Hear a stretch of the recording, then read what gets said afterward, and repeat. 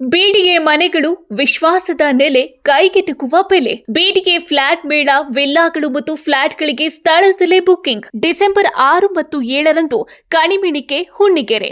ಗ್ರಾಹಕರು ಎಲ್ಲಾ ಬಿಡಿಎ ಯೋಜನೆಗಳಲ್ಲಿ ಲಭ್ಯವಿರುವ ಫ್ಲಾಟ್ಗಳನ್ನು ಖರೀದಿಸಬಹುದು. ಸಹಾಯವಾಣಿ ಸಂಖ್ಯೆ 9483166622. ಅದು ಪುಗ್ಸಟ್ಟೆ ಡಿಮ್ಯಾಂಡ್ ಅಲ್ಲ. 18,000 ಜನ ಹೆಣ್ಣುಮಕ್ಕಳು ಬೀದಿಯಲ್ಲಿ ಮಲಗ್ತಾರೆ ಅಂತ ಹೇಳಿದ್ರೆ ಇಟ್ಸ್ ನಾಟ್ ಎ ಜೋಕ್. 2009ರಿಂದ ಇದುವರೆಗೆ ಕೇಂದ್ರ ಸರ್ಕಾರ ₹1 ಅವರಿಗೆ ಹೆಚ್ಚುವರಿ ವೇತನವನ್ನು ಮಾಡಲಿಲ್ಲ. ಇದು ಬಿಜೆಪಿಯವರ ಹತ್ರ ಮಾತಾಡಿದ್ರೆ ಕಾಂಗ್ರೆಸ್ನವ್ರು ಬಂದು ಹೊಡಿತಾರೆ, ಕಾಂಗ್ರೆಸ್ನವ್ರ ಹತ್ರ ಮಾತಾಡಿದ್ರೆ JDSನವ್ರು ಹೊಡಿತಾರೆ. ಈ ತರ ಎಲ್ಲ ಇದೆ. ಇದು ಫಿಕ್ಸ್ಡ್ ಪೇಮೆಂಟ್ ಇಲ್ಲ.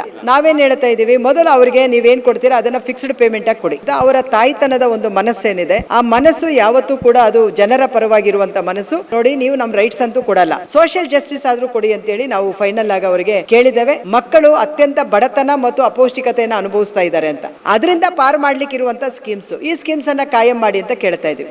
ಬೇರೆ ಜನರಿಗೆ ಧರ್ಮ ವಿಭಜನೆಯನ್ನ ಮಾಡಿ ಚಳ್ಳೆ ಹಣ್ಣು ತಿನ್ನಿಸ್ಕೊಳ್ತಾ ಇರುವಂತವ್ರು, ಸೊ ಇವರು ಈ ₹800 ಕೂಲಿಯನ್ನ ಕೊಡ್ಲಿಕ್ಕೆ ಸಾಧ್ಯ ಇದೆಯಾ? ಅಂಗನವಾಡಿ, ಆಶಾ ಹಾಗೂ ಬಿಸಿ ಊಟ ಕಾರ್ಯಕರ್ತರ ಬೇಡಿಕೆಗಳನ್ನು ಈಡೇರಿಸುವಂತಹ ನಿಟ್ಟಿನಲ್ಲಿ ಕೇಂದ್ರದ 4 ಸಚಿವರ ಮನೆ ಮುಂದೆ ಬೆಂಗಳೂರಿನಲ್ಲಿ ಬೃಹತ್ ಪ್ರತಿಭಟನೆಗೆ ಕರೆ ಕೊಟ್ಟಿರುವಂಥದ್ದು. ಹಾಗೆ ಪ್ರತಿಭಟನೆ ಕೂಡ ಆಯಿತು. ಇನ್ಫ್ಯಾಕ್ಟ್ ಏನು ಕೇಂದ್ರ ಸಚಿವರಾದಂತಹ ಕುಮಾರಸ್ವಾಮಿ ಅವರು ಆಶಾ ಹಾಗೆ ಅಂಗನವಾಡಿ ಮತ್ತು ಬಿಸಿ ಊಟ ಕಾರ್ಯಕರ್ತರನ್ನ ಕರೆದು ಸಮಸ್ಯೆಗಳನ್ನು ಆಲಿಸಲಿಕ್ಕೆ ಮುಂದಾದರು. ಈ ಬಗ್ಗೆ ಮಾತನಾಡಲಿಕ್ಕೆ ನಮ್ಮೊಂದಿಗೆ CITUC ಸಂಘಟನೆಯ ಪ್ರಧಾನ ಕಾರ್ಯದರ್ಶಿಯಾದಂತಹ ವರಲಕ್ಷ್ಮಿ ಅವರು ಕರ್ನಾಟಕ ಟಿವಿಯೊಂದಿಗಿದ್ದಾರೆ. ಅವ್ರನ್ನೇ ನಾವು ಮಾತನಾಡಿಸ್ತಾ ಹೋಗೋಣ. ಮೊದಲದಾಗಿ ಮೇಡಮ್, ನೀವು ಕೇಂದ್ರದ 4 ಸಚಿವರು, ರಾಜ್ಯದಿಂದ ಆಯ್ಕೆಯಾದಂತಹ 4 ಸಚಿವರ ಮನೆ ಮುಂದೆ ಪ್ರತಿಭಟನೆಯನ್ನು ನೀವು ಹಮ್ಮಿಕೊಂಡಿದ್ರಿ. ಇನ್ಫ್ಯಾಕ್ಟ್ ದೆಹಲಿಗೆ ನಿಮ್ಮನ್ನು ಕರೆಸಿ ಮಾಜಿ ಮುಖ್ಯಮಂತ್ರಿಗಳು, ಪ್ರಸ್ತುತ ಕೇಂದ್ರ ಸಚಿವರು ಕುಮಾರಸ್ವಾಮಿ ಅವರು ಕರೆಸಿ ನಿಮ್ಮನ್ನು ಮಾತನಾಡ್ತಿದ್ರು. ಏನು ಮಾತನಾಡಿದ್ರು, ನಿಮ್ಮ ಬೇಡಿಕೆಗಳು ಏನೇನಿತ್ತು ಅನ್ನುವಂಥದ್ದು?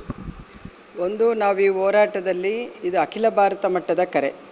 ಭಾರತ ದೇಶದ ಎಲ್ಲ ರಾಜ್ಯಗಳಲ್ಲಿರುವಂಥ ಲೋಕಸಭಾ ಸದಸ್ಯರಿಗೆ ನಾವು ನವೆಂಬರ್ ತಿಂಗಳಲ್ಲೇ ಮನವಿಯನ್ನು ಕೊಟ್ಟಿದ್ವಿ. ಮತ್ತು ಹಾಗೇ ಆ ಮನವಿಗೆ ಸ್ಪಂದಿಸಲ್ಲ ಅಂತ ನಮಗೆ ಗೊತ್ತಿತ್ತು. ಮತ್ತು ಯಾರೆಲ್ಲ ಮಿನಿಸ್ಟರ್ಸ್ ಇರ್ತಾರೋ, ಕೇಂದ್ರ ಸರ್ಕಾರದ ಸಚಿವರು ಇರ್ತಾರೋ, ಅವರ ಕಚೇರಿ ಅಥವಾ ಅವರ ಮನೆಗಳ ಮುಂದೆ ಹೋರಾಟ ಮಾಡಬೇಕು ಅನ್ನುವಂಥ ನಮ್ಮ ತೀರ್ಮಾನ ಇತ್ತು. ಸೊ ಅದರ ಪ್ರಕಾರದಲ್ಲಿ ನಾವು ಕೂಡ ಕರ್ನಾಟಕದಲ್ಲಿ ನವೆಂಬರ್ ತಿಂಗಳಲ್ಲಿ ಹಲವು MP ಗಳನ್ನು ಮೀಟ್ ಮಾಡಿ ಅವರಿಗೆ ನಾವು ಮನವಿಗಳನ್ನು ಕೊಟ್ಟಿದ್ದೇವೆ. ಮತ್ತು ಹಾಗೆಯೇ ನಮ್ಮ ರಾಜ್ಯವನ್ನು ಪ್ರತಿನಿಧಿಸುವಂಥ 4 ಸಚಿವರಿದ್ದಾರೆ, ಅವರನ್ನು ಕೂಡ ನಾವು ಭೇಟಿ ಮಾಡಿದ್ದೇವೆ. ಸೊ ನಾವು ಮಾನ್ಯ ಕುಮಾರಸ್ವಾಮಿಯವ್ರನ್ನೂ ಭೇಟಿಯಾಗಿದ್ವಿ ಬಿಫೋರ್ ಸ್ಟ್ರಗಲ್. ಶೋಭಾ ಕರಂದ್ಲಾಜೆಯವ್ರನ್ನ ನಾವು ಭೇಟಿಯಾಗಿದ್ವಿ. ಸೋಮಣ್ಣ ಅವರು ಫೋನಲ್ಲಿ ಸಿಕ್ಕಿದ್ರು. ಆಮೇಲೆ ಮತ್ತೆ ಇವರು ಪ್ರಹ್ಲಾದ್ ಜೋಶಿಯವರು ಸಿಗಲಿಲ್ಲ, ಮತ್ತೆ ಸಿಗ್ತೀವಿ ಅಂತ ಹೇಳಿದರು. ಸೊ ಆ ರೀತಿ ಒಳಗಡೆ ನಾವು ಹೋರಾಟಕ್ಕಿಂತ ಮುಂಚೆನೇ ನಾವು ಈ ಪ್ರಯತ್ನಗಳನ್ನೆಲ್ಲನೂ ಕೂಡ ನಾವು ಮಾಡಿದ್ವಿ.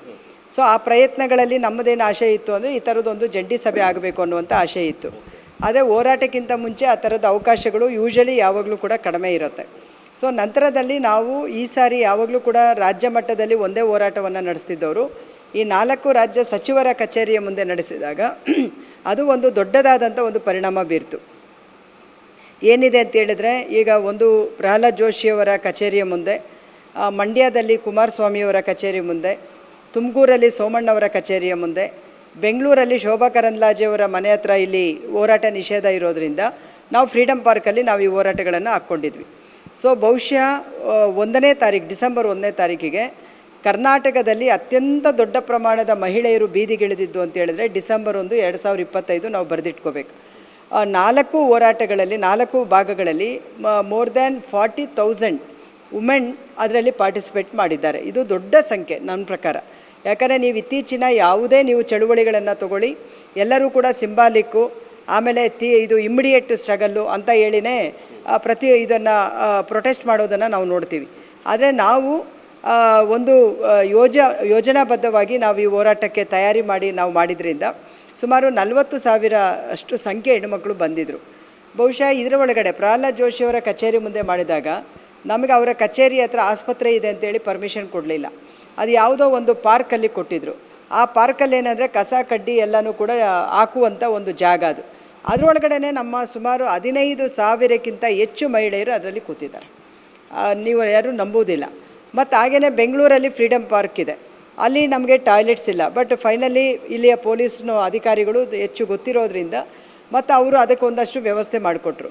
ತುಮಕೂರಲ್ಲೂ ಇದು ತುಮಕೂರಲ್ಲೂ ಸಮಸ್ಯೆ ಆಗಿತ್ತು ನಮಗೆ. ತುಮಕೂರಲ್ಲೂ ಕೂಡ ಆ ಟೌನ್ ಹಾಲ್ ಹತ್ರ ಜಾಗ ಬಿಟ್ಬಿಟ್ರು. ಮತ್ತು ಪೊಲೀಸ್ನವರು ಹುಬ್ಳಿ ಮತ್ತು ತುಮಕೂರಲ್ಲಿ ನಮಗೆ ಕೊಟ್ಟಿರುವ ಕಾಟ ಸಿಕ್ಕಾಪಟ್ಟೆ ಕೊಟ್ಟರು. ಕಡೆಗೆ ನಾವು ಅದನ್ನು ರೆಸಿಸ್ಟ್ ಮಾಡಿ ನಿಂತೀವಿ.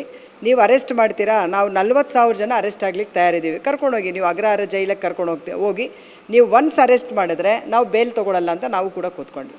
ಹಾಕಿ ಎಷ್ಟು ದಿನ ನೀವು ಹಾಕ್ತೀರಾ ಹಾಕಿ. ಸೊ ಯಾಕೆಂದರೆ ನಾವು ನ್ಯಾಯಕ್ಕಾಗಿ ನಾವು ಬಂದಿರೋರು, ಆಯಿತಾ. ನಾವು ಅಥವಾ ಐಷಾರಾಮಿ ಜೀವನ ನಡೆಸಲಿಕ್ಕೆ ಬೇಕಾದಂಥ ಬೇಡಿಕೆಗಳನ್ನ ಇಟ್ಕೊಂಡು ಬಂದಿರೋರಲ್ಲ. ತುಂಬ ನಾವು ನಮ್ಮ ಬದುಕನ್ನು ಕನಿಷ್ಠ ಉಳಿಸ್ಕೊಳ್ಳೋಕ್ಕೆ, ಕನಿಷ್ಠ ಕಟ್ಟಿಕೊಳ್ಳೋಕ್ಕೆ, ಅದು ಪುಗ್ಸಟ್ಟೆ ಡಿಮ್ಯಾಂಡ್ ಅಲ್ಲ, ನಮ್ಮ ಶ್ರಮದ ಆಧಾರಿತವಾದಂಥ ಒಂದು ಬೇಡಿಕೆಗಳನ್ನ ಇಟ್ಕೊಂಡು ನಾವು ನ್ಯಾಯವನ್ನು ಕೇಳೋಕ್ಕೆ ಬಂದಿರುವಾಗ ನಮಗೆ ಯಾಕೆ ಭಯ? ಸೊ ಹಾಗಾಗಿ ಆ ರೀತಿಯಲ್ಲಿ ನಾವು ಹೋರಾಟವನ್ನು ನಾವು ಆವತ್ತು ಮಾಡಲಿಕ್ಕೆ ಸಾಧ್ಯ ಆಯಿತು. ಮತ್ತು ರಾತ್ರಿನೂ ಕೂಡ ಪೊಲೀಸ್ನವ್ರಿಗೆ ನಾವೇನು ಬಗ್ಲಿಲ್ಲ. ಸುಮಾರು 18,000 ಜನ, ಇದು ಕೂಡ ಒಂದು ಹಿಸ್ಟರಿ. 18,000 ಜನ ಹೆಣ್ಣುಮಕ್ಕಳು ಬೀದಿಯಲ್ಲಿ ಮಲಗ್ತಾರೆ ಅಂತ ಹೇಳಿದ್ರೆ ಇಟ್ಸ್ ನಾಟ್ ಎ ಜೋಕ್, ಆಯಿತಾ. ಸೊ ಅದು ಅವರ ಕಮಿಟ್ಮೆಂಟ್ ಮತ್ತು ಅವರ ಹಸಿವು ಮತ್ತು ಅವರ ಮೇಲೆ ನಡೆಯುವಂಥ ಶೋಷಣೆ ಎಷ್ಟಿದೆ ಅನ್ನುವಂಥರ ಪ್ರತೀಕ ಈ ಸಂಖ್ಯೆಗಳಲ್ಲಿ ನಾವು ಗುರುತಿಸ್ಬೋದು ಅಂತ ನಾನು ಭಾವಿಸ್ತೇನೆ. ಓಕೆ, ಅದಾದ ನಂತರದಲ್ಲಿ ಕೇಂದ್ರ ಸಚಿವರು, ಮಾಜಿ ಮುಖ್ಯಮಂತ್ರಿಗಳು ಕುಮಾರಸ್ವಾಮಿ ಅವರು ದೆಹಲಿಗೆ ನಿಮ್ಮನ್ನು ಆಹ್ವಾನ ಮಾಡ್ತಾರೆ. ಮೊದಲಿಗೆ ಭೇಟಿ ಮಾಡ್ತೀರಿ, ಏನೇನು ಚರ್ಚೆ ಆಗುತ್ತೆ ಅಲ್ಲಿ ಅನ್ನುವಂಥದ್ದು, ಯಾವ ರೀತಿಯಾಗಿ ನಿಮ್ಮನ್ನು ಅಲ್ಲಿ ಅವರು ಸ್ವಾಗತ ಮಾಡಿದ್ರು, ನಿಮ್ಮ ಸಮಸ್ಯೆಗಳನ್ನು ಒಂದು ಮೀಟಿಂಗನ್ನು ಮಾಡಿ ನಿಮ್ಮ ಸಮಸ್ಯೆಗಳನ್ನು ಆಲಿಸಿದ್ರು ಅನ್ನುವಂಥದ್ದು, ಅದ್ರ ಬಗ್ಗೆ ಹೇಳೋದಾದರೆ ಮೇಡಮ್. ನಮ್ಮ ಸಮಸ್ಯೆಗಳು ಅವರಿಗೆ ಗೊತ್ತಿದೆ. ಸೊ ನಂತರದಲ್ಲಿ ನಾವು ಈ ಹೋರಾಟ ಮಾಡಿದಾಗ ಅವರು ಮಂಡ್ಯ ಜಿಲ್ಲಾಧಿಕಾರಿಗಳು ಕೂಡ ಮಧ್ಯಪ್ರವೇಶ ಮಾಡಿ ಅವ್ರ ಹತ್ರನೂ ಮಾತಾಡಿ, ಸೊ ಇವರು ಶೀತ ಗಾಳಿ ಇದೆ ಮತ್ತು ತುಂಬ ಮಳೆ ಬರ್ತಾ ಇದೆ, ಅದರಲ್ಲೇ ಇವರು ಹೋಗಲ್ಲ ಅಂತೇಳಿ ಹಠ ಹಿಡಿದು ಕೂತಿದ್ದಾರೆ ಅಂತ ಹೇಳಿ ಅವ್ರಿಗೆ ಹೇಳಿದಾಗ ಅವರು ಓಕೆ, ನಾನು ಇಲ್ಲಿಗೆ ಕರೆಸ್ಕೊಂಡು ನಾನು ಮಾತಾಡ್ತೇನೆ, ಸೆಷನ್ ಇದೆ ಹಂಗಾಗಿ ನನಗೆ ಬರೋಕ್ಕಾಗಲ್ಲ, ಬಟ್ ಅಲ್ಲಿಗೆ ನಾನು ಕರೆಸ್ಕೊಂಡು ಸಂಬಂಧಪಟ್ಟ ಮಿನಿಸ್ಟ್ರುಗಳೊಟ್ಟಿಗೆ ಒಂದು ಮಾತುಕತೆಯನ್ನು ಮಾಡಿಸ್ತೀನಿ ಅಂತ ಹೇಳಿದರು. ಅದರ ಪ್ರಕಾರ ಅವರು ನಮಗೆ ಒಂದು ಲಿಖಿತ ರೂಪದಲ್ಲಿನೂ ಕೂಡ ಕೊಟ್ಟರು. ಅದು ಕೊಟ್ಟ ಮೇಲೆ ನಾವು ಡಿಸೆಂಬರ್ 2ನೇ ತಾರೀಕು ರಾತ್ರಿ ಒಂದು 7 ಗಂಟೆ ಹಂಗೆ ನಾವು ನಮ್ಮ ಮುಷ್ಕರವನ್ನು ಪೋಸ್ಟ್ಪೋನ್ ಮಾಡಿದ್ದೀವಿ. We are not A Call of ಇದು ಪೋಸ್ಟ್ಪೋನ್ ಮಾಡ್ಕೊಂಡಿದ್ದೀವಿ. ಸೊ ಮಾಡಿಕೊಂಡು 3ನೇ ತಾರೀಕು ನಾವು ಡೆಲ್ಲಿಗೆ ಹೋದ್ವಿ. ಆಮೇಲೆ ಹೋಗಿ ನಾವು ನೇರ ಅವ್ರ ಮನೆಯಲ್ಲೇ ಹೋಗಿ ಆಮೇಲೆ ಅವರು ನಮಗೊಂದು 4:15 ಗಂಟೆ ಹಂಗೆ ಸಿಕ್ಕಿದ್ರು. ಆಮೇಲೆ ನಾವು ಅವ್ರಿಗೆ ಇದೆಲ್ಲ ಅಂಶಗಳನ್ನು ಬ್ರೀಫ್ ಮಾಡಿದ್ವಿ. ಸೊ ಅವರಿಗೆ ಅಂಡರ್ಸ್ಟ್ಯಾಂಡಿಂಗ್ ಇತ್ತು ಮೊದಲೇ. ಆಮೇಲೆ ಆದಮೇಲೆ ಬಿಸಿಯೂಟದ್ದು ಧರ್ಮೇಂದ್ರ ಪ್ರಧಾನ್ ಅನಿಸುತ್ತೆ, ಸೊ ಅವರ ಮನೆ ಪಕ್ಕದಲ್ಲೇ ಇತ್ತು, ಅವರಿಗೆ ಫೋನ್ ಮಾಡಿದರು. ಅವರು ಮತ್ತೆ ಅಲ್ಲೇ ಬನ್ನಿ ಅಂತ ಹೇಳಿದರು. ಮತ್ತು ಅವ್ರ ಹತ್ರನೂ ಸುಮಾರು ಚರ್ಚೆಗಳನ್ನು ನಾವು ನಡೆಸಿದ್ವಿ ಆ ಬಿಸಿಯೂಟಕ್ಕೆ ಸಂಬಂಧಪಟ್ಟು ಮತ್ತು ಅಂಗನವಾಡಿಗೆ ಸಂಬಂಧಪಟ್ಟು. ಮತ್ತು WCD ಮಿನಿಸ್ಟರು ಮತ್ತು secretary to PM Anil Mallik ಅಂತ ಈ ಥರ ಒಂದು ಹೈಯರ್ ಆಫೀಸರ್ಸ್ ಇದ್ದು ಒಂದು ಚರ್ಚೆ ಆಯಿತು. ಈ ಚರ್ಚೆಗಳ ಒಟ್ಟು ಸಾರಾಂಶ ಏನಂದರೆ, ಒಂದು ಬಿಸಿಯೂಟದ್ದು ನಾವು ಕೇಳಿದ್ದು ಅವರಿಗೆ ವೇತನ ಹೆಚ್ಚಳ ಮಾಡಬೇಕು. ಯಾಕೆಂದರೆ 26 ಲಕ್ಷ ಜನ ಇಡೀ ದೇಶದಲ್ಲಿ ಕೆಲಸ ಮಾಡ್ತಾರೆ. ಒಂದು ದಿನಕ್ಕೆ 12 ಕೋಟಿ ಮಕ್ಕಳಿಗೆ ಅವರು ಊಟ ಕೊಡ್ತಾರೆ ಮಧ್ಯಾಹ್ನ ಶಾಲೆಗಳಲ್ಲಿ. ಎಷ್ಟು ವಾಸ್ಟ್ ಸ್ಕೀಮ್ ಅನ್ನೋದನ್ನು ನೀವು ಅರ್ಥ ಮಾಡ್ಕೊಳ್ಳಿ. ಅನ್ಫಾರ್ಚುನೇಟ್ 2009ರಿಂದ ಇದುವರೆಗೆ ಕೇಂದ್ರ ಸರ್ಕಾರ ₹1 ಅವರಿಗೆ ಹೆಚ್ಚುವರಿ ವೇತನವನ್ನು ಮಾಡಲಿಲ್ಲ. ಓಕೆ, ಸೊ ಆಮೇಲೆ ಸೆಂಟ್ರಲ್ ಗೌರ್ಮೆಂಟ್ ಕೊಡೋದು ಅವರಿಗೆ ಕೇವಲ ₹600. ಈಗ ಅವ್ರಿಗೆ ಬರೋದೇನೆ ಸಂಬಳ ಈಗ ಇನ್ಕ್ರೀಸ್ ಸೇರಿಕೊಂಡು 4,600 700 ಫರ್ ಮಂತ್. ಅದರಲ್ಲಿ ಕೇಂದ್ರ ಸರ್ಕಾರದ ಪಾಲು ಕೇವಲ ₹600.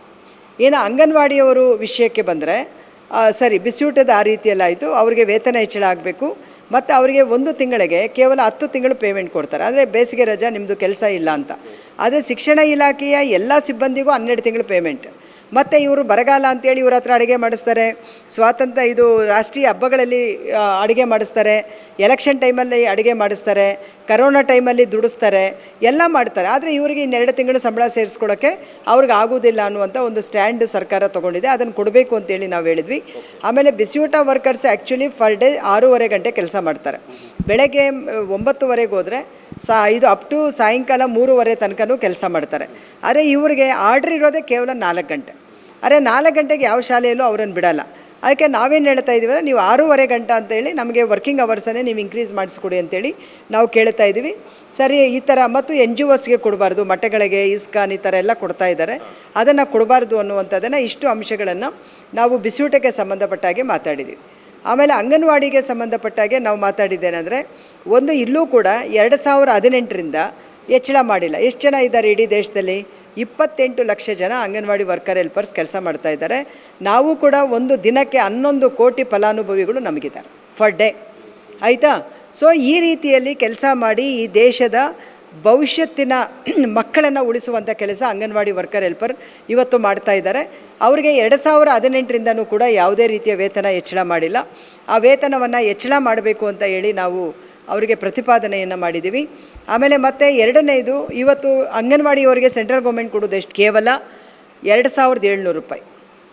ಹೆಲ್ಪರ್ಗೆ ಕೊಡೋದು 1350 ರೂಪಾಯಿ. ನೀವು ಜಸ್ಟ್ ಇಮ್ಯಾಜಿನ್ ಮಾಡ್ಕೊಳ್ಳಿ, ಆಯಿತಾ? ಸೊ ಆಮೇಲೆ ಮತ್ತೆ FRS ಅಂತೇಳಿ ತಂದಿದ್ದಾರೆ. ಈ FRS ಏನಿದೆ ಅಂದರೆ ಫೇಸ್ ರೆಕಗ್ನೈಸೇಷನಲ್ ಸಿಸ್ಟಮ್ ಅಂತ. ಈಗ ನಮ್ಮ ಸುಪ್ರೀಂ ಕೋರ್ಟ್ ಒಂದು ತೀರ್ಪು ಕೊಟ್ಟಿದೆ. ಏನಂತ?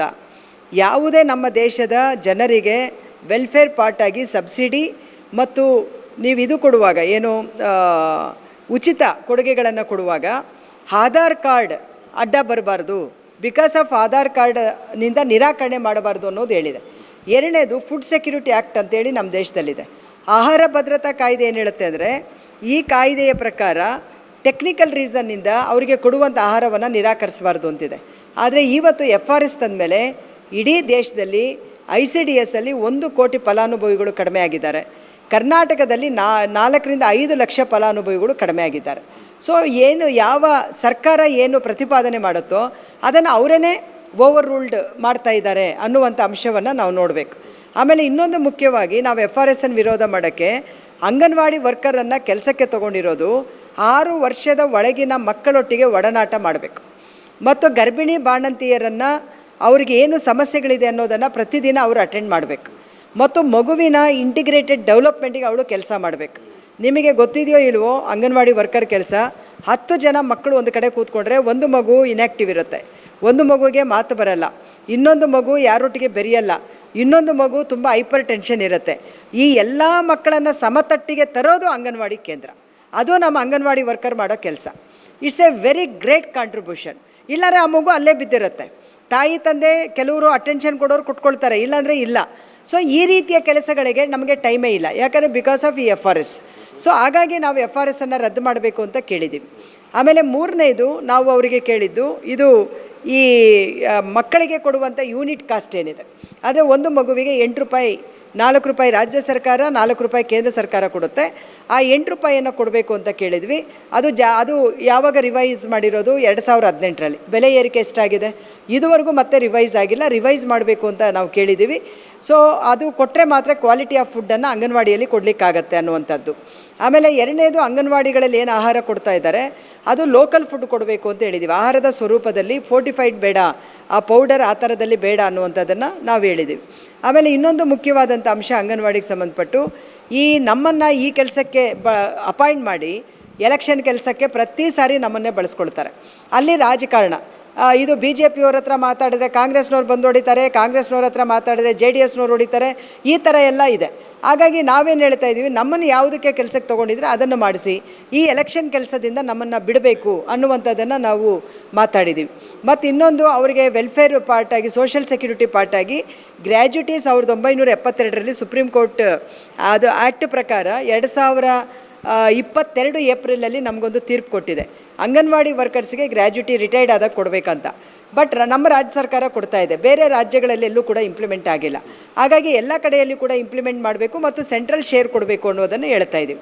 ಯಾಕಂದರೆ ಕೇಂದ್ರ ಸರ್ಕಾರ ಭಾಳ ಸ್ಮಾರ್ಟ್, ಏನನ್ನೂ ಕೊಡಲ್ಲ, ಆದರೆ ರೂಲ್ಸ್ ಮಾತ್ರ ಅವರೇ ಮಾಡೋದು. ಅವ್ರು ಏನು ಹೇಳ್ತಾರೋ ಅದರ ಪ್ರಕಾರ ನಡಿಬೇಕು, ಆದರೆ ಅವ್ರೇನೂ ಕೊಡೋದಿಲ್ಲ. ಈವನ್ ಬಜೆಟ್ ಅಲೋಕೇಶನ್ ಇನ್ಕ್ರೀಸ್ ಆಗ್ತಾ ಇಲ್ಲ. ಆಮೇಲೆ ಮತ್ತೆ ಶೇರ್ ಅವ್ರದ್ದೇನಿದೆ 90%, ಆಫ್ಟರ್ ನರೇಂದ್ರ ಮೋದಿ ಗೌರ್ಮೆಂಟ್ ಅದು 60%ಗೆ ಡೌನ್ ಮಾಡಿದ್ದಾರೆ. ಸೊ ಈ ಥರ ಎಲ್ಲ ಇದೆ. ಹಾಗಾಗಿ ಎಲ್ಲ ಟೋಟಲ್ ಎಫೆಕ್ಟು ಈ ಸ್ಕೀಮ್ಗಳ ಮೇಲೆ, ಈ 3 ಸ್ಕೀಮ್ಗಳ ಮೇಲೆ ನಡೀತಾ ಇದೆ. ಇನ್ನು ಆಶಾಗೆ ಸಂಬಂಧಪಟ್ಟು ಆ ಹೆಣ್ಮಕ್ಳು ಕೊಡೋದೇ ಇನ್ಸೆಂಟಿವ್, ಇದು ಫಿಕ್ಸ್ಡ್ ಪೇಮೆಂಟ್ ಇಲ್ಲ. ನಾವೇನು ಹೇಳ್ತಾ ಇದ್ದೀವಿ, ಮೊದಲು ಅವರಿಗೆ ನೀವೇನು ಕೊಡ್ತೀರಾ ಅದನ್ನು ಫಿಕ್ಸ್ಡ್ ಪೇಮೆಂಟಾಗಿ ಕೊಡಿ. ಆಮೇಲೆ ಮತ್ತು ಅವ್ರಿಗೂ ಕೂಡ ಪೇಮೆಂಟನ್ನು ಹೆಚ್ಚಳ ಮಾಡಬೇಕು, ಸೋಷಿಯಲ್ ಸೆಕ್ಯೂರಿಟಿ ಮೆಷರ್ಸನ್ನು ಕೊಡಬೇಕು ಅನ್ನೋದನ್ನು ನಾವು ಮಾತಾಡಿದ್ದೀವಿ. ಭಾಳಷ್ಟು ಚರ್ಚೆಗಳಾಯಿತು. ಈ ಎಲ್ಲ ಸಭೆಗಳು ಕೂಡ ಮಾನ್ಯ ಕುಮಾರಸ್ವಾಮಿಯವರ ನೇತೃತ್ವದಲ್ಲೇ ನಡೀತು. ಮತ್ತು ಅವರೂ ಕೂಡ ವೈಯಕ್ತಿಕವಾಗಿ ಕಮಿಟ್ ಮಾಡಿದ್ದಾರೆ, ನಾನು PMO ಹತ್ರ ಮಾತಾಡ್ತೀನಿ ಮತ್ತು ಫೈನಾನ್ಸ್ನವ್ರ ಹತ್ರ ಮಾತಾಡ್ತೀನಿ ಅಂತೇಳಿ. ಬಟ್ ಇದೊಂದು ಒಳ್ಳೆಯ ಎಫರ್ಟ್. ಭಾಳಷ್ಟು ವರ್ಷಗಳ ನಂತರ ನಮ್ಮ ಸ್ಕೀಮ್ ವರ್ಕರ್ಸಿನ ವಿಚಾರಗಳಿಗೆ ಸಂಬಂಧಪಟ್ಟು ಕೇಂದ್ರ ಸರ್ಕಾರದಲ್ಲಿ ಈ ರೀತಿಯಲ್ಲಿ ಚರ್ಚೆ ಆಗಿರುವಂಥದ್ದು ಒಂದು ಸಕಾರಾತ್ಮಕವಾಗಿದೆ ಮತ್ತು ಈ ಫಲಿತಾಂಶ ಬರ್ಬೋದು ಅಂತ ನಿರೀಕ್ಷೆ ಮಾಡ್ತೀವಿ. ಸೊ ಇದರ ಬೇಸಿಕ್ಕಾಗಿ ಕುಮಾರಸ್ವಾಮಿಯವರು ಅವರ ಅಧಿಕಾರವನ್ನು ಉಪಯೋಗ ಮಾಡಿದ್ದಾರೆ. ಮತ್ತು ಅವರು ಅಧಿಕಾರ ಉಪಯೋಗ ಮಾಡಿದ್ದಾರೆ ಅನ್ನೋದಕ್ಕಿಂತ ಅವರ ತಾಯ್ತನದ ಒಂದು ಮನಸ್ಸೇನಿದೆ, ಆ ಮನಸ್ಸು ಯಾವತ್ತೂ ಕೂಡ ಅದು ಜನರ ಪರವಾಗಿರುವಂಥ ಮನಸ್ಸು. ಸೊ ಹಾಗಾಗಿ ಅವರು ಆ ಥರದ ಒಂದು ಬದ್ಧತೆಯನ್ನು ವ್ಯಕ್ತ ಮಾಡಿದ್ದಾರೆ. ಸೊ ನಾವು ಡಿಮ್ಯಾಂಡ್ ಮಾಡೋದು, ಕುಮಾರಸ್ವಾಮಿಯವರಿಗೆ ಈ ಬದ್ಧತೆಯನ್ನು ವ್ಯಕ್ತ ಮಾಡಲಿಕ್ಕೆ ಸಾಧ್ಯ ಆದರೆ ಉಳಿದ ನಮ್ಮ 3 ಜನ ಮಿನಿಸ್ಟರ್ಸಿಗೆ ಯಾಕೆ ಮಾಡೋಕ್ಕೆ ಸಾಧ್ಯ ಇಲ್ಲ? ಆಮೇಲೆ ನಮ್ಮ ರಾಜ್ಯದ 27 ಜನ ಪಾರ್ಲಿಮೆಂಟ್ ಸದಸ್ಯರಿದ್ದಾರೆ, ಅವ್ರಿಗೆ ಯಾಕೆ ಮಾಡೋಕ್ಕೆ ಸಾಧ್ಯ ಇಲ್ಲ? ಅವರೆಲ್ಲರೂ ಕೂಡ ವಾಯ್ಸ್ ಮಾಡಿದ್ರೆ, ಇವತ್ತು ಸುಧಾಕರ್ ಅವರು ಪ್ರಶ್ನೆ ಮಾಡಿದ್ದಾರೆ, ಉಳಿದವರು ಕೂಡ ಪ್ರಶ್ನೆ ಮಾಡಿದ್ರೆ ಬಹುಶಃ ಈ ಬಜೆಟಲ್ಲಿ ಏನಾದರೂ ನಾವು ನಿರೀಕ್ಷೆ ಮಾಡ್ಬೋದು. ಸೊ ಕಡೆಗೆ ನಾವು ಹೇಳಿದ್ದೀವಿ, ನೋಡಿ ನೀವು ನಮ್ಮ ರೈಟ್ಸ್ ಅಂತೂ ಕೊಡಲ್ಲ, ಸೋಷಿಯಲ್ ಜಸ್ಟಿಸ್ ಆದರೂ ಕೊಡಿ ಅಂತೇಳಿ ನಾವು ಫೈನಲ್ ಆಗಿ ಅವರಿಗೆ ಕೇಳಿದ್ದೇವೆ, ಪರಿಗಣಿಸ್ತೀವಿ ಅನ್ನುವಂಥ ಮಾತನ್ನು ಹೇಳಿದ್ದಾರೆ. ಹಾಗಾಗಿ ನಾನು ವಿಶೇಷವಾಗಿ ಮಾನ್ಯ ಕುಮಾರಸ್ವಾಮಿಯವರಿಗೆ ಈ ಒಂದು ಮೀಡಿಯಾ ಮುಖಾಂತರ ಮತ್ತು ನಮ್ಮ ಪತ್ರಿಕಾಗೋಷ್ಠಿಯಲ್ಲೂ ಕೂಡ ನಾವು ಅವರಿಗೆ ವಿಶೇಷವಾದ ಧನ್ಯವಾದವನ್ನು ನಾವು ಹೇಳಿದ್ದೇವೆ. ಮತ್ತು ಅವರು ಕೂಡ ಅವರ ಪ್ರಯತ್ನಗಳನ್ನು ಮತ್ತಷ್ಟು ಹೆಚ್ಚು ಮಾಡಲಿ ಅನ್ನುವಂಥದ್ದು ಕೂಡ ನಾನು ಈ ಮುಖಾಂತರ ರಿಕ್ವೆಸ್ಟ್ ಮಾಡ್ತೇನೆ. ಇನ್ನು ಕೇಂದ್ರ ಸಚಿವರಾದಂತಹ ಶೋಭಾ ಮೇಡಮ್ ಅವರು, ಶೋಭಾ ಕರಂದ್ಲಾಜೆ ಮೇಡಮ್ ಅವರು ಏನಾದರೂ ಸಂಪರ್ಕ ಮಾಡಿದ್ರಾ, ನಿಮ್ಮ ಸಮಸ್ಯೆಗಳನ್ನು ಆಲಿಸಿದ್ರಾ ಅನ್ನುವಂಥದ್ದು ಎಲ್ಲರೂ ಕೂಡ ಕೇಳುವಂಥದ್ದು. ಹೇಗೆ ದೆಹಲಿಯಲ್ಲಿ ಏನಾದರೂ ಭೇಟಿ ಮಾಡಿದ್ರಾ ಅಥವಾ ಫೋನ್ ಸಂಪರ್ಕದಲ್ಲಿ ಏನಾದರೂ ನಿಮ್ಮ ಸಮಸ್ಯೆಗಳನ್ನು ಆಲಿಸಿದ್ರಾ? ಹೇಗೆ? ನಾವು ಈ ಹೋರಾಟಕ್ಕಿಂತ ಮುಂಚೆ ಮೇಡಮನ್ನು ಮೀಟ್ ಮಾಡಿದ್ವಿ, ಸುಮಾರು 20 ನಿಮಿಷ ನಮ್ಮ ಹತ್ರ ಚರ್ಚೆ ಮಾಡಿದ್ದಾರೆ, ಆಲಿಸಿದ್ದಾರೆ. ನಾವು ಹೇಳಿದ್ವಿ ಈ ರೀತಿ ಪ್ರತಿಭಟನೆ ಮಾಡ್ತಾಯಿದ್ವಿ, ನೀವು ಬಂದು ಮನವಿ ಸ್ವೀಕರಿಸಬೇಕು ಅಂತ ಹೇಳಿದ್ವಿ. ನಾನು ಮಾತಾಡ್ಕೊಂಡು ಹೇಳ್ತೀನಿ ಅಂತ ಹೇಳಿದ್ರು, ಮಾತಾಡ್ಕೊಂಡು ಹೇಳಲೂ ಇಲ್ಲ, ಮತ್ತೇನು ಅವರು ಫೋನು ಕೂಡ ಮಾಡಿಲ್ಲ. ಮತ್ತು ನಮ್ಮ ಪೊಲೀಸ್ನವರು ಅವರ ಪರ್ಸನಲ್ ಸೆಕ್ರೆಟರಿಗೂ ಕೂಡ ಸಂಪರ್ಕ ಮಾಡಿದ್ದಾರೆ. ಸೊ ಅದೇ ಸೆಷನ್ ನಡೀತಾ ಇದೆ, ಬರೋಕ್ಕಾಗಲ್ಲ ಅನ್ನುವಂಥ ಸಿಂಪಲ್ ಉತ್ತರವನ್ನು ಕೊಟ್ಟಿದ್ದಾರೆ. ಹಾಗಿದ್ರೆ ಕುಮಾರಸ್ವಾಮಿಯವರಿಗೆ ಇರುವಂತಹ ಕಾಳಜಿ ಇನ್ನುಳಿದಂತಹ ಕೇಂದ್ರ ಸಚಿವರಿಗೆ ಯಾಕಿಲ್ಲ ಅನ್ನುವಂತಹ ಪ್ರಶ್ನೆ ಸಾಮಾನ್ಯವಾಗಿ ಸಹಜವಾಗಿ ಮೂಡುತ್ತೆ. ಏನು ಹೇಳ್ತೀರಿ? ಒಂದು ನೋಡಿ, ನಮ್ಮ NDA ನೇತೃತ್ವದ, ಅದರಲ್ಲೂ ಕೂಡ ಭಾರತೀಯ ಜನತಾ ಪಕ್ಷ ನೇತೃತ್ವದ ಕೇಂದ್ರ ಸರ್ಕಾರ, ಈ ಸರ್ಕಾರ ಬಂದಾಗಲೇ ಅದರ ಪರಿಕಲ್ಪನೆಯನ್ನು ಬದಲು ಮಾಡಿಕೊಂಡಿದ್ದಾರೆ.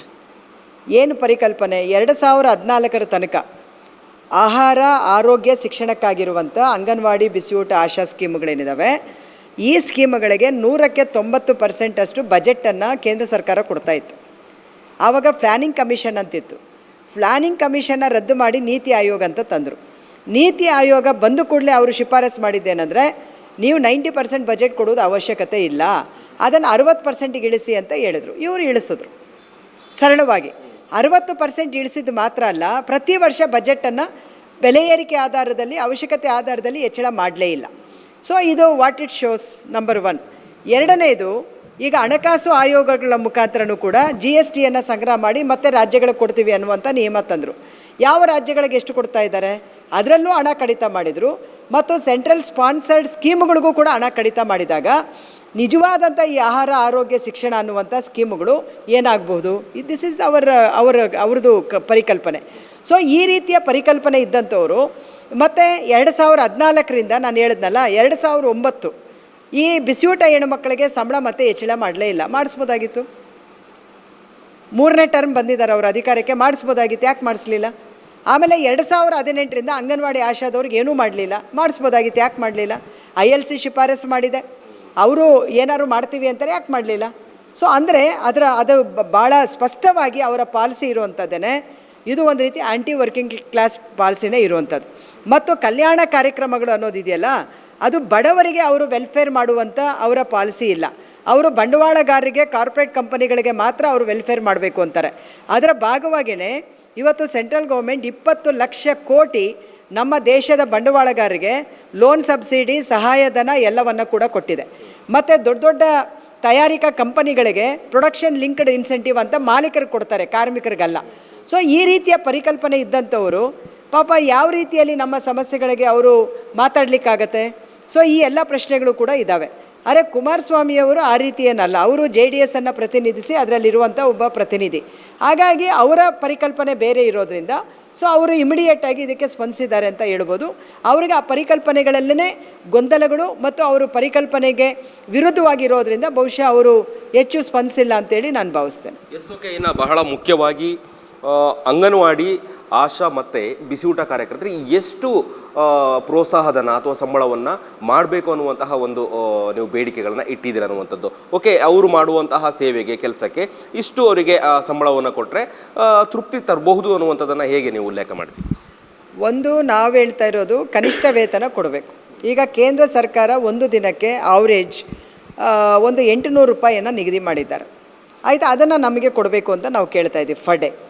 ಆಮೇಲೆ ನಾವು ಆ್ಯಕ್ಚುಲಿ ಈ ಹೋರಾಟದಲ್ಲಿ ಇಟ್ಟಿರುವಂಥ ಡಿಮ್ಯಾಂಡ್ ಏನಂದರೆ ಒಂದು ಪೇ ಕಮಿಷನನ್ನು, ಸ್ಪೆಷಲ್ ಪೇ ಕಮಿಷನ್ ಅಪಾಯಿಂಟ್ ಮಾಡಿ ಅಂತ ನಾವು ಕೇಳ್ತಾ ಇದ್ವಿ. ಆಲ್ಟರ್ನೇಟ್ಸ್ ಭಾಳ ಇದೆ. ಸೊ ಯಾಕಂದರೆ 64 ಲಕ್ಷ ಜನ ಇದ್ದಾರೆ ಇವರು ಇಡೀ ದೇಶದಲ್ಲಿ, ಒಬ್ಬರು ಇಬ್ಬರಲ್ಲ. ಓಕೆ, ಸೊ ಹಾಗಾಗಿ ಒಂದು ಪೇ ಕಮಿಷನ್ ಮಾಡಬೇಕು. ಕಮಿಷನ್ ಮಾಡುವ ತನಕ ಆದರೆ 800 ರೂಪಾಯಿನ ಫರ್ ಡೇ ಕೊಡಬೇಕು. 800 ರೂಪಾಯಿ ಅಂದಾಗ ಅಂಗನವಾಡಿ ವರ್ಕರ್ಗೆ 461 ಬರುತ್ತೆ. ಇನ್ನು ಉಳಿದವ್ರಿಗೆಲ್ಲ ತುಂಬ ಕಮ್ಮಿ ಬರುತ್ತೆ, 200 ರೂಪಾಯಿ, 250 ಈ ಥರದಲ್ಲಿ ಬರುತ್ತೆ. ಪಾಪ ಆಶಾದವ್ರಿಗಂತೂ ಕ್ಯಾಲ್ಕುಲೇಷನ್ನೇ ಆಗಲ್ಲ, ಯಾಕಂದರೆ ಇಟ್ಸ್ ಓನ್ಲಿ ಇನ್ಸೆಂಟಿವ್. ಸೊ ಹಾಗಾಗಿ ನೀವು ಒಂದು 800 ರೂಪಾಯಿನ ನಿಗದಿ ಮಾಡಿದ್ರೆ ನಮ್ಮ ದೇಶದ 64 ಲಕ್ಷ ಕುಟುಂಬಗಳು ಫರ್ ಡೇ 800 ರೂಪಾಯಿ ತೊಗೊಂಡ್ರೆ ಯಾಕೆ ನಮ್ಮ ಆರ್ಥಿಕತೆ ಗರಿಗೆದರಲ್ಲ? ಯಾಕೆ ನಮ್ಮ ಆರ್ಥಿಕತೆ ಮುಂದಕ್ಕೆ ಹೋಗಲ್ಲ? ಓಕೆ, ಸೋಷಿಯೋ ಎಕನಾಮಿ ಸ್ಟೇಟಸ್ ಯಾಕೆ ಮುಂದುವರಿಯಲ್ಲ? ಇವತ್ತೊಂದು ರಿಪೋರ್ಟ್ ಬಂದಿದೆ, WHO ವರ್ಲ್ಡ್ ಹೆಲ್ತ್ ಆರ್ಗನೈಸೇಷನ್, ಭಾರತದಲ್ಲಿ ಮಕ್ಕಳು ಅತ್ಯಂತ ಬಡತನ ಮತ್ತು ಅಪೌಷ್ಟಿಕತೆಯನ್ನು ಅನುಭವಿಸ್ತಾ ಇದ್ದಾರೆ ಅಂತ. ಅದರಿಂದ ಪಾರು ಮಾಡಲಿಕ್ಕಿರುವಂಥ ಸ್ಕೀಮ್ಸು, ಈ ಸ್ಕೀಮ್ಸನ್ನು ಕಾಯಂ ಮಾಡಿ ಅಂತ ಕೇಳ್ತಾ ಇದ್ದೀವಿ. ಕೆಲವ್ರು ಹೇಳ್ತಾರೆ, ಏನ್ರಿ ಮಾಡಲಿಕ್ಕಾಗುತ್ತೇನ್ರಿ, ಇಟ್ಸ್ ಎ ಪ್ರಾಕ್ಟಿಕಲ್ ಅಂತ ಕೇಳ್ತಾರೆ. ನಾವು ಒಂದು ಸಜೆಷನ್ ಕೊಟ್ಟಿದ್ದೀವಿ ಹೋರಾಡೋದು ಏನಂತ, 100 ಕೋಟಿ ಮೇಲಿನ ಆಸ್ತಿ ಒಡೆಯರು ಯಾರಿದ್ದಾರೆ ನಮ್ಮ ದೇಶದಲ್ಲಿ, ಅವರಿಗೆ ನೀವೊಂದು ಪಿತ್ರಾರ್ಜಿತ ತೆರಿಗೆ ಅಂತ ಹೇಳಿ ಹಾಕಿ, ಇಂಟರೆನ್ಸ್ ಟ್ಯಾಕ್ಸ್ ಅಂತ ನಾವು ಕರಿತೀವಿ, ಅದನ್ನು ನೀವು ಹಾಕಿ. ಒಬ್ಬರು ಎಕನಾಮಿಸ್ಟು, ನಮ್ಮ ಇವರು ಯಾರು ಫೇಮಸ್ ಎಕನಾಮಿಸ್ಟು ಒಬ್ಬರು ಒಂದು ಕ್ಯಾಲ್ಕುಲೇಷನ್ ಮಾಡಿದ್ದಾರೆ. ಈ ಥರ ಇನ್ನರೆನ್ಸ್ ಟ್ಯಾಕ್ಸ್ ಹಾಕಿದರೆ 14.5 ಲಕ್ಷ ಕೋಟಿ ಒಂದು ವರ್ಷಕ್ಕೆ ನಮಗೆ ಆದಾಯವಾಗಿ ಬರುತ್ತೆ ಅಂತ ಹೇಳ್ತಾರೆ. ಆ 14.5 ಲಕ್ಷ ಕೋಟಿಯನ್ನು ಒಂದು ವರ್ಷದ 14.5 ಲಕ್ಷ ಕೋಟಿ ನೀವು ಇನ್ವೆಸ್ಟ್ ಮಾಡಿದರೆ ನಮ್ಮ ದೇಶದ ಜನರಿಗೆ ಪರ್ಮನೆಂಟಾಗಿ ಆಹಾರ, ಆರೋಗ್ಯ, ಶಿಕ್ಷಣವನ್ನು ಕೊಡ್ಬೋದು. ಈ ಸ್ಕೀಮ್ಗಳನ್ನ ಕಾಯಂ ಮಾಡ್ಬೋದು. ಮತ್ತು ಈ 3 ವಲಯಗಳನ್ನು ನೀವು ಖಾಸಗೀಕರಣ ಮಾಡೋ ಅವಶ್ಯಕತೆ ಇಲ್ಲ. ಆದರೆ ಇವರು ಆ ಥರ ಮಾಡ್ತಾಯಿಲ್ಲ. ಇವರು ಏನು ಹೇಳ್ತಾರೆ, ಭಗವದ್ಗೀತೆಯ ಆಧಾರದಲ್ಲಿ ದೇಶ ಕಟ್ಟಬೇಕು, ಆಮೇಲೆ ಮಠಗಳಿಂದ ಬಂದಂಥ ಮಕ್ಕಳು ತುಂಬ ಇವರು ಈ ಥರದ ಇದನ್ನು ಹೇಳ್ಕೊಳ್ತಾ ಆಯಿತಾ, ಬೇರೆ ಜನರಿಗೆ ಧರ್ಮ ವಿಭಜನೆಯನ್ನು ಮಾಡಿ ಚಳ್ಳೆ ಹಣ್ಣು ತಿನ್ನಿಸ್ಕೊಳ್ತಾ ಇರುವಂಥವ್ರು. ಸೊ ಇವರು ಈ 800 ರೂಪಾಯಿ ಕೂಲಿಯನ್ನು ಕೊಡ್ಲಿಕ್ಕೆ ಸಾಧ್ಯ ಇದೆಯಾ? ಮನೆ 4 ಲೇಬರ್ ಕೊಟ್ಟು ತಂದಿದ್ದಾರೆ. ಅದರಲ್ಲಿ ಏನು ಹೇಳಿದ್ದಾರೆ, ಕನಿಷ್ಠ ವೇತನವನ್ನು ಖಾತ್ರಿಪಡಿಸಿ ಅಂದರೆ ಕನಿಷ್ಠ ವೇತನ ತುಂಬ ಜನ ಕೊಡ್ತಾ ಇಲ್ಲ, ಹಂಗಾಗಿ ಫ್ಲೋರ್ ವೇಜನ್ನು ಖಾತ್ರಿಪಡಿಸ್ತೀವಿ ಅಂತೇಳಿ 178 ರೂಪಾಯಿಯನ್ನು ನಿಗದಿ ಮಾಡಿದ್ದಾರೆ. ಇದು ಕನಿಷ್ಠ ವೇತನ ಖಾತ್ರಿ ಮಾಡಲಿಕ್ಕೆ ಆಗದೇ ಇರೋರು ಇನ್ನೊಂದು 178 ರೂಪಾಯಿ ಸೃಷ್ಟಿಯನ್ನು ಮಾಡುವಂಥವ್ರು, ಇವರು ನಮಗೆ ಕನಿಷ್ಠ ವೇತನ ಕೊಡ್ತಾರೆ ಅಂತ ನಮಗೆ ಯಾವುದು ಇದಿದೆ? ಸೊ ಆದರೂ ಕೂಡ ಈ ಹೋರಾಟಗಳ ಮುಖಾಂತರ, ಚಳುವಳಿಯ ಮುಖಾಂತರ ನಾವೊಂದು ಸಂವಿಧಾನವನ್ನು ನಂಬಿರುವಂಥ ಆಧಾರದ ಒಳಗಡೆ ಸೊ ನಾವಿವತ್ತು ಡಿಮ್ಯಾಂಡ್ಸನ್ನು ಇಟ್ಟಿದ್ದೀವಿ. ನಮ್ಮ ಜನಪ್ರತಿನಿಧಿಗಳಿಗೆ ನಾವು ಓಟ್ ಹಾಕಿರೋದು ನಮ್ಮ ಕೆಲಸ ಮಾಡಿ ಅಂತ, ಆಯಿತಾ? ಸೊ ನೀವು ಬಂಡವಾಳಗಾರರ ಕೆಲಸ ಮಾಡಿ ಅಂತಲ್ಲ, ಇದರ ಆಧಾರದ ಮೇಲೆ ನಾವು ಅವ್ರನ್ನ ಡಿಮ್ಯಾಂಡ್ ಮಾಡ್ತಾಯಿದ್ದೀವಿ. ಈಗಲೂ ನಾನು ಸ್ಪಷ್ಟೀಕರಿಸ್ತೀನಿ, ಫೆಬ್ರವರಿ 25 ಬಜೆಟಲ್ಲಿ ನಮ್ಮದೇನು ರಿಫ್ಲೆಕ್ಷನ್ ಕೆಲವಾದರೂ ಆಗಲಿಲ್ಲ ಅಂತ ಹೇಳಿದ್ರೆ ನಮ್ಮ ಹೋರಾಟ ತುಂಬ ತೀವ್ರವಾಗಿ ವ್ಯಾಪಕಗೊಳ್ಳುತ್ತೆ ಅಂತೇಳಿ ನಾನು ಹೇಳ್ತೀನಿ. ಓಕೆ, ಇನ್ನು ರಾಜ್ಯ ಸರ್ಕಾರಕ್ಕೆ ಏನು ಚಾಟಿಯನ್ನು ಬೀಸ್ತೀರಿ? ಮುಖ್ಯಮಂತ್ರಿ ಸಿದ್ದರಾಮಯ್ಯ ಅವರಿಗೆ ಏನು ಹೇಳಲಿಕ್ಕೆ ಬಯಸ್ತೀರಾ? ಈಗಾಗಲೇ ಒಂದಷ್ಟು ಬೇಡಿಕೆಗಳ ಬಗ್ಗೆ ಕೇಂದ್ರ ಸರ್ಕಾರದ ಮುಂದೆನೂ ಕೂಡ ನೀವು ಇಟ್ಟಿರುವಂಥದ್ದು, ರಾಜ್ಯ ಸರ್ಕಾರಕ್ಕೆ ಏನು ಹೇಳಲಿಕ್ಕೆ ಬಯಸ್ತೀರಿ? ಈಗ ರಾಜ್ಯ ಸರ್ಕಾರ, ನಾನು ಆಗಲೇ ಹೇಳಿದಾಗೆ ಅಂಗನವಾಡಿ ವರ್ಕರ್ಸ್ಗೆ 12,500 ರೂಪಾಯಿ ಸಂಬಳ, ಸರ್ಕಾರ ಸೆಂಟ್ರಲ್ ಕೊಡ್ತಾ ಇರೋದು 2,700, ಉಳಿದ ಶೇರನ್ನು ರಾಜ್ಯ ಸರ್ಕಾರ ಕೊಡ್ತಾ ಇರೋದು. ಬಿಸಿಯೂಟದವರಿಗೆ 4,600 ರೂಪಾಯಿ ಸಂಬಳ, 600 ರೂಪಾಯಿ ಮಾತ್ರನೇ ಸೆಂಟ್ರ್ ಕೊಡ್ತಾ ಇರೋದು, ಸ್ಟೇಟ್ 4,000 ಕೊಡ್ತಾ ಇರೋದು.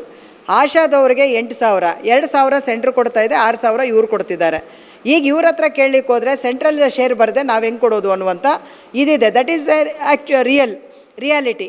ಸೊ ಆದರೂ ಕೂಡ ನಾವು ರಾಜ್ಯ ಸರ್ಕಾರಕ್ಕೆ ಕೇಳೋದು, ಈಗ ನೀವು ಕಾಂಗ್ರೆಸ್ ಪಕ್ಷ ಅಧಿಕಾರಕ್ಕೆ ಬರುವಾಗ ಅವರೊಂದು ಅಶ್ಯೂರೆನ್ಸನ್ನು ಮಾಡಿದ್ದಾರೆ ಈ ಸ್ಕೀಮ್ ವರ್ಕರ್ಸ್ಗೆ. ಏನಂತ ಹೇಳಿದ್ರೆ, ಅಂಗನವಾಡಿಯವ್ರಿಗೆ ಅಪ್ ಟು 15,000 ಮಾಡ್ತೀವಿ, ಬಿಸಿಯೂಟದವ್ರಿಗೆ 7,000 ಮಾಡ್ತೀವಿ, ಆಶಾದವ್ರಿಗೆ 10,000 ಮಾಡ್ತೀವಿ ಅಂತ. ಸೊ ಅದರಲ್ಲಿ ಈಗ 1,000 ರೂಪಾಯಿ ನಮಗೆ ಹೆಚ್ಚಳ ಮಾಡಿದ್ದಾರೆ, ಉಳಿದಿದ್ದು ಬಾಕಿ ಇದೆ. ಆ ಬಾಕಿಯನ್ನು ನಿಮ್ಮ ಅವಧಿ ಒಳಗಡೆ ನೀವು ಕ್ಲಿಯರ್ ಮಾಡಬೇಕು ಅನ್ನೋದು ಕೂಡ ನಮ್ಮ ಒತ್ತಾಯ ಇದೆ. ಓಕೆ, ಇನ್ನು ಚಳಿಗಾಲದ ಅಧಿವೇಶನ ಇನ್ನೇನು 2 ದಿನದಲ್ಲಿ ಪ್ರಾರಂಭ ಆಗುವಂಥದ್ದು, ಆ ಸಂದರ್ಭದಲ್ಲಿ ಏನಾದರೂ ಸರ್ಕಾರದ ಗಮನ ಸೆಳೀಲಿಕ್ಕೆ ನೀವೇನಾದರೂ ಪ್ಲ್ಯಾನ್ಗಳನ್ನು ರೂಪಿಸ್ಕೊಂಡಿದ್ರೆ ಹೇಗೇನು? ರಾಜ್ಯದಲ್ಲಿ ಏನೂ ಇಲ್ಲ, ಅಧಿವೇಶನ ಪ್ರಾರಂಭ ಆಗುತ್ತೆ ಅಂತಲೇ ನಾವು ಮೊನ್ನೆ ಹೋರಾಟ ಮಾಡಿದ್ದು. ಸೊ ಈಗ ಕೇಂದ್ರ ಸರ್ಕಾರದಲ್ಲಿ ಮಾತುಕತೆ ಆಗಿದೆ, ನೋಡೋಣ ಏನಾಗುತ್ತೆ ಅಂತ ನೋಡಬೇಕು. ರಾಜ್ಯದಲ್ಲಿ ಆ ಥರದ್ದೇನು ಸದ್ಯಕ್ಕಿಲ್ಲ. ಓಕೆ, ಇನ್ನು ನಿಮ್ಮ ಒಂದು ಹೋರಾಟಕ್ಕೆ ಬೆಂಬಲವನ್ನು ಕೊಟ್ಟಂತಹ ಸಾವಿರಾರು ಕಾರ್ಯಕರ್ತರು, ಅಂಗನವಾಡಿ ಕಾರ್ಯಕರ್ತರಾಗಿರ್ಬೋದು ಅಥವಾ ಆಶಾ ಕಾರ್ಯಕರ್ತರಾಗಿರ್ಬೋದು, ಬಿಸಿಯೂಟದ ಕಾರ್ಯಕರ್ತರಿಗೆ ಈ ಸಂದರ್ಭದಲ್ಲಿ ನೀವೇನು ಹೇಳಲಿಕ್ಕೆ ಬಯಸ್ತೀರಾ? ಒಂದು, ನಮ್ಮ ಹೆಣ್ಣುಮಕ್ಕಳು ಆ ಹೋರಾಟದ ಬದ್ಧತೆ ಇದೆಯಲ್ಲ, ಅದು ತುಂಬ ಅಮೂಲ್ಯವಾದಂಥ ಒಂದು ಇದು ಅಂತೇಳಿ ನಾನು ಹೇಳಲಿಕ್ಕೆ ಇಚ್ಛೆ ಪಡ್ತೇನೆ. ಬಹುಶಃ ಈ ಥರದ ಒಂದು ಬದ್ಧತೆ ಎಲ್ಲ ವಿಭಾಗಗಳಲ್ಲೂ ಬಂದುಬಿಟ್ರೆ ತುಂಬಾ ಬದಲಾವಣೆಗಳು ಆಗಲಿಕ್ಕೆ ಸಾಧ್ಯ ಇದೆ. ಇವತ್ತು ನಮ್ಮ ಸಂಘಟನೆಯ ಬಗ್ಗೆ ಅವರು ಇಟ್ಟಿರುವಂಥ ನಂಬಿಕೆ ಮತ್ತು ಹೋರಾಟ, ಅದಕ್ಕಿಂತಲೂ ಕೂಡ ಹೆಚ್ಚಾಗಿ ಹೋರಾಟಗಳಲ್ಲಿ ಇಟ್ಟಿರುವಂಥ ಅವರ ನಂಬಿಕೆ ಮತ್ತು ಬದ್ಧತೆ ಇದೆ. ಅದಕ್ಕೆ ನಾವು ಯಾವತ್ತೂ ಕೂಡ ಆ ನಂಬಿಕೆಗೆ ಧಕ್ಕೆ ಬರದ ರೀತಿಯಲ್ಲಿ ಈ ಚಳುವಳಿಗಳನ್ನು ನಾವು ರೂಪಿಸ್ತಾ ಬಂದಿದ್ದೀವಿ, ಮುಂದೆನೂ ಕೂಡ ರೂಪಿಸ್ತೀವಿ. ಮತ್ತು ಈ ಚಳುವಳಿಗಳಲ್ಲಿ ಅಂಗನವಾಡಿ ಬಿಸಿಯೂಟ ಆಶಾ ನೀವು ಒಂದು ಗಮನಿಸಬೇಕಾಗಿರೋದು ವಿಶೇಷವಾಗಿ, ನಮಗೆ ನಾವು ಪನಿಷ್ಮೆಂಟ್ ಕೊಟ್ಕೊಂಡು ನಾವು ಹೋರಾಟ ಮಾಡೋದು. ನಮ್ಮ ದೇಹವನ್ನು ನಾವು ನಿಯಂತ್ರಿಸ್ತೀವಿ. ಯಾವ ಸಂದರ್ಭಕ್ಕೆ, ಯಾವ ಪರಿಸರಕ್ಕೆ ನಾವು ಹೆಂಗೆ ಅಡ್ಜಸ್ಟ್ ಆಗಬೇಕು ಆ ರೀತಿಯಲ್ಲಿ ಆಗ್ತೀವಿ. ನೀವು ನಂಬಲ್ಲ, ನಾವು ನೀರು ಕುಡಿಯಲ್ಲ ಹೋರಾಟಗಳಲ್ಲಿ. ಒಂದು ಸಾರಿನೂ ಯಾಕಂದರೆ ನೀರು ತುಂಬ ಕುಡಿದ್ರೆ ಯೂರಿನಲ್ಸ್ ಹೋಗಬೇಕು ಅಂತ, ಊಟ ಮಾಡಿದ್ರೆ ಟಾಯ್ಲೆಟ್ಗೆ ಹೋಗಬೇಕು ಅಂತ. ಸೊ ಮಿನಿಮೈಸ್ ಮಾಡ್ಕೊಳ್ತೀವಿ ಅದೆಲ್ಲವನ್ನು ಕೂಡ, ಎಲ್ಲವನ್ನು ಮಿನಿಮೈಸ್ ಮಾಡಿ ನಾವು ಈ ಹೋರಾಟಕ್ಕೆ ಇಳಿಯೋದು. ಸೊ ಬಹುಶಃ ಇದ್ರ ಬಗ್ಗೆ ಪ್ರತ್ಯೇಕವಾಗಿಯೇ ಮಾತಾಡಬೇಕು ಅಂತ ಅನಿಸುತ್ತೆ ನನಗೆ. ಸೊ ಆ ರೀತಿಯ ನಮ್ಮ ಹೋರಾಟಗಳೆಲ್ಲ ಆ ಡೆಡಿಕೇಶನ್ ಇರೋದ್ರಿಂದನೇ ನಮಗೆ ಭಾಳ ಜನ ಸ್ಪಂದನೆ ಮಾಡಲಿಕ್ಕೆ ಸಾಧ್ಯ ಆಗಿರೋದು. ನಾವು ಯಾವತ್ತೇ ಹೋರಾಟಗಳಿಗೆ ಹೋದರೂ ಫೇಲ್ಯೂರ್ ಆಗಿಲ್ಲ, ಇವತ್ತು ಕೂಡ ಫೇಲ್ಯೂರ್ ಆಗ್ತೀವಿ ಅನ್ನೋ ನಂಬಿಕೆ ನನಗಿಲ್ಲ, ಆಯಿತಾ. ಕೆಲವರು ಏನೋ ನಮಗೆ ಬಟ್ ಟೋಟಲ್ ಗೌರ್ಮೆಂಟ್ ಅನ್ನೋದು, ಪ್ರಭುತ್ವ ಅನ್ನೋದು ಇರ್ತದೆ, ಮತ್ತು ಅದರಲ್ಲೂ ಕೂಡ ಕೆಲವರು ಜನರ ಪರವಾಗಿರುವಂಥ ಜನ ಇರ್ತಾರೆ. ಓಕೆ, ಸೊ ಹಾಗಾಗಿ ಆ ಜನರ ಒತ್ತಾಯದಿಂದ ಇವತ್ತು ಕೂಡ ನನಗೆ ನಂಬಿಕೆ ಇದೆ ಫೆಬ್ರವರಿಯಲ್ಲಿ ನಾವೇನಾದ್ರು ಪಡ್ಕೊಳ್ತೀವಿ ಅಂತ. ಬಿಕಾಸ್ ಆಫ್ ಈ ಹೆಣ್ಣುಮಕ್ಕಳ ಡೆಡಿಕೇಶನ್ ಆ್ಯಂಡ್ ಕಮಿಟ್ಮೆಂಟ್ ಇರುವಂಥ ಸ್ಟ್ರಗಲ್. ಸೊ ಹಾಗಾಗಿ ಆ ಸ್ಟ್ರಗಲಿಗೆ ಯಾವತ್ತೂ ಕೂಡ ನ್ಯಾಯ ಸಿಗುತ್ತೆ ಅನ್ನುವಂಥ ಒಂದು ಭರವಸೆ ನನಗಿದೆ. Yes, okay madam. ಇನ್ನು ಕೊನೆಯದಾಗಿ ನಿಮ್ಮ ಬೇಡಿಕೆಗಳು ಆದಷ್ಟು ಬೇಗ ಈಡೇರಲಿ ಅಂತ ಹೇಳಿ ಕರ್ನಾಟಕ ಟಿವಿ ಕೂಡ ಆಶಿಸುತ್ತೆ ಮೇಡಮ್. Thank you. ಇದಿಷ್ಟು ವರಲಕ್ಷ್ಮಿ ಅವರ ಮಾತುಗಳಾಗಿತ್ತು. ಕ್ಯಾಮ್ರಾ ಪರ್ಸನ್ ಉಲ್ಲಾಸ್ ಜೊತೆ ಅಭಿಜಿತ್ ಗಣೇಶ್, ಕರ್ನಾಟಕ ಟಿವಿ, ಬೆಂಗಳೂರು. ನೀವು ಸಣ್ಣ ಆಗ್ಬೇಕಲ್ವಾ? ಅದು ಒಂದು ಉತ್ತಮ ಆಹಾರದಿಂದ ಸಣ್ಣ ಆಗ್ಬೇಕಲ್ವಾ? ಪ್ರತಿದಿನ ನಮ್ಮ ಜೀನಿ ಸ್ಲಿಮ್ ನ ಯೂಸ್ ಮಾಡಿ ಯಾವುದೇ ಸೈಡ್ ಎಫೆಕ್ಟ್ ಇಲ್ದಂಗೆ ನೀವು ಸಣ್ಣ ಆಗ್ತೀರಾ.